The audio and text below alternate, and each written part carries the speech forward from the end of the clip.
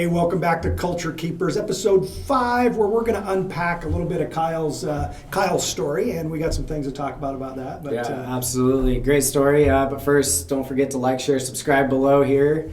What a cool story. I think one of the biggest takeaways that we were just sitting here talking about was just trust, how often Kyhl talked about trust. What trust means to him and the trust within the team that we currently have. We talked about holding each other accountable within that trust system. We talked about being open and honest with stuff like finances, personal life issues, all those things. So that was my biggest takeaway, was just trust amongst everyone.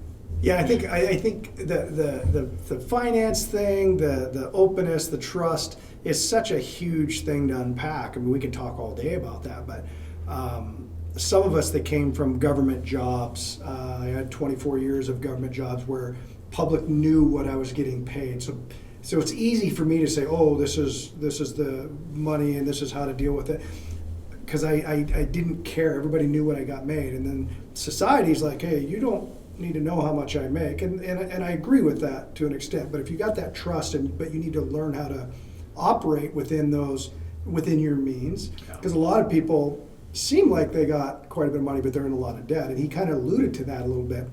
They had really great jobs, but they were in a lot of debt. Mm-hmm. So they made a lot of money, but they spent a lot of money because no one ever had those conversations with them to say, hey, you can compound your money and still have the same things you have by doing a couple things a little bit differently. Right. And I think that's a conversation we had in our kitchen, and there was a lot of things on there he shouldn't have been embarrassed about at all, because I did the same things. Sure. And I learned from it. But for him to be uncomfortable means he was learning and understood and trusted that. So I thought that was pretty cool. No, I mean, I think we all make the mistakes, or most people make the mistakes when they're young financially.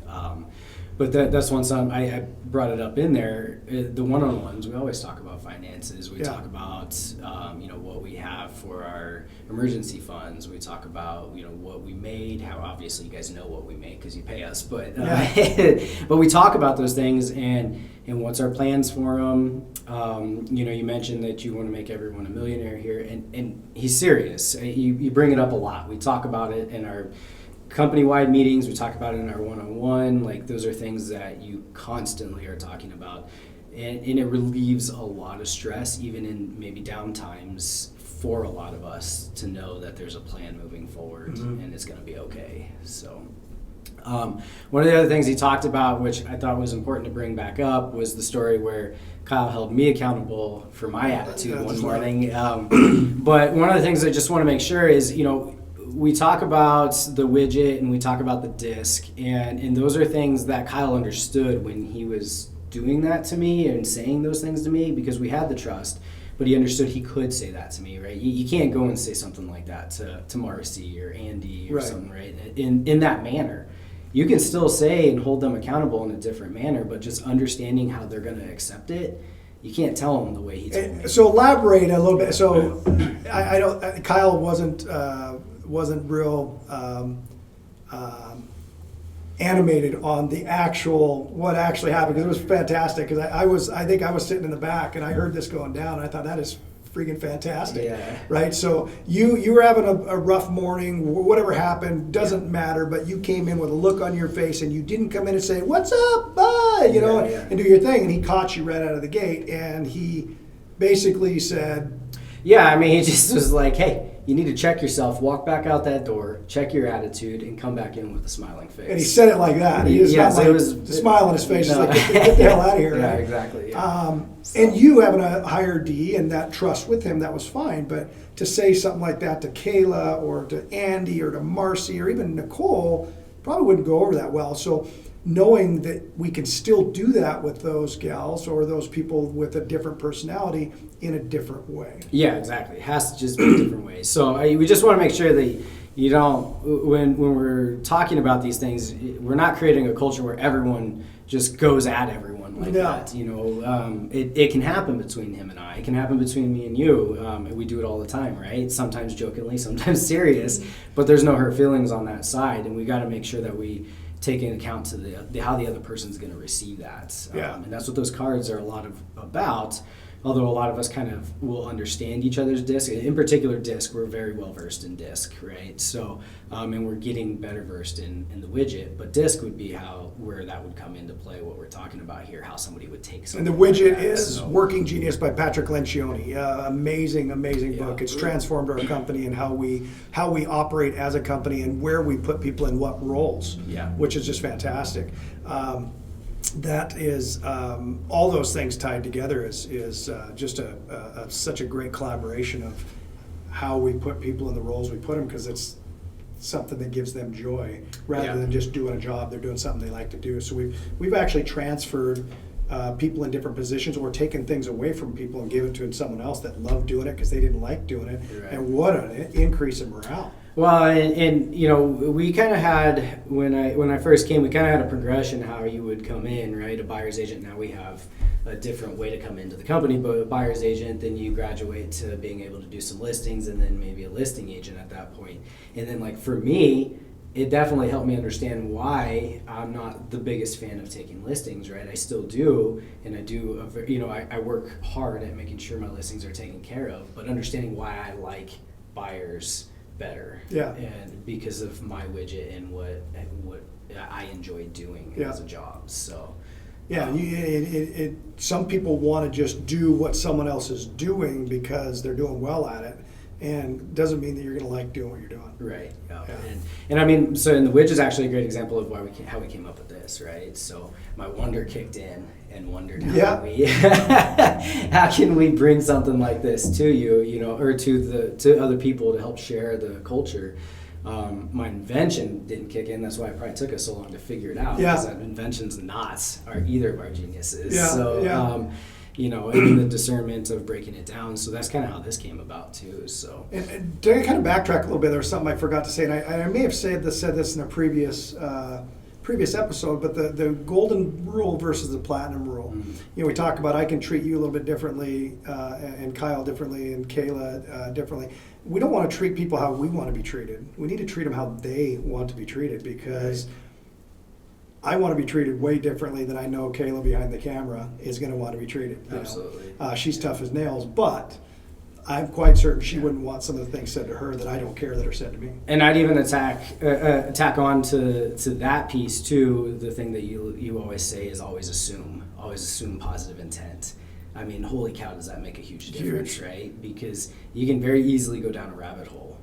I've learned from my mistakes so horribly. Well, just use the example of Kyl's story with me, right? I could have assumed that he was being a jackass, right? But he wasn't. He had a positive intent on what he was trying to do. He was trying to help my mind space. He was also trying to protect the team and making sure that energy didn't get brought in for the rest of the team, because the rest of the team was just fine. He didn't want Cormac to be a windsuck. Yeah, exactly. So I did we just had a mastermind conference down in Mexico, and there was something brought up about culture, and I was asked the question, and I said, well, I could easily change the culture in this room. We had 20 to 30 incredibly successful brokers from around the country, and these are some of the top ones in the nation. And I basically said, man, I'm gonna punch that girl right in the face right now. And my wife looked at me and she's going, what are you doing? And I said, look at the culture right now, guys. I totally changed the culture in here, because everyone's like, that wind just went like this. I said, that's never going to happen. But one guy can do that, or one gal can just change it, or I can change it in a very positive way. And I gave my wife just a wonderful compliment, and just how wonderful she is to me. And of course the shoulders go back down, and I made my point, and it was crazy because everyone went, wow, that's so true. That's that room suck, or that room advancer, if you will. That's someone that comes in, that Cormac that comes in, hey, what's up, guys? Mm-hmm. And that one day you didn't, and people notice that. Yeah. So to be held accountable to that is pretty incredible. Yeah. So I mean, for me, I think, like I said, those are the two biggest: the trust, and then the story that we told, and what avenue you need to make sure that you're going down with a coworker or your wife. Yeah, and I think I'd touch on Kyl's story. He was making really good money. He was getting a really good benefits, full benefit for him and his family, and he gave that up for peace of mind and culture, and not knowing this is a commission-only company, right? This is commission-only stuff, and not knowing where he was going, and knowing that he had that drive to do what he wanted to do took him where it did. Well, and talk about trust, right? He had to trust you Yeah. that everything was going to be okay. Taking that big leap, Yeah. and trust himself and trust Nicole. I mean, holy cow.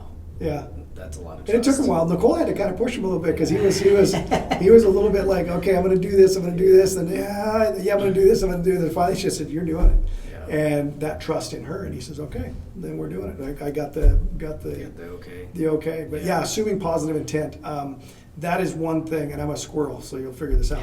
That is one thing that back in my life, being a very high D and being a Marine, I'm just instant, like, jump on it. Let's make that decision to move on. And not assuming positive intent has really kicked me in the butt in my life in the past. And I really try to do that now, because if you assume positive intent with somebody that's got a negative attitude or whatever, you might find out that there's something going on and you can help that person. Like that person in the car next to you, and you see them just doing this or hitting their steering wheel. You're thinking, oh, that's a jerk, man. You just keep going. Well, they could have just lost their kid. They could have, something could have happened, right?